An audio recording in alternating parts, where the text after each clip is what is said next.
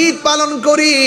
অনেকে যারা বলে দুইটা ঈদ ছাড়া কোনো ঈদ নাই, এরা ডলার খায়া কালার পাল্টাইছে, এরা টাকার কাছে ইমান বেচা ফলাইছে। এরা এখন উচিত কথা কই না, সিহারের লাইগা পাগল হইয়া গেছে। এরা লরে বাটফার, ঠিক কিনা? এখন আমি তাহিরের মতো তো কথা কো না, সারা জীবন আমার গায়ে মিলে উচিত কথা কই না। আরে বেটা, সারা জীবন দুর্নীতির বিরুদ্ধে আমি ওয়াজ করছি বেটা, দ্রব্যমূল্য বৃদ্ধি পাইছে আমি ওয়াজ করছি।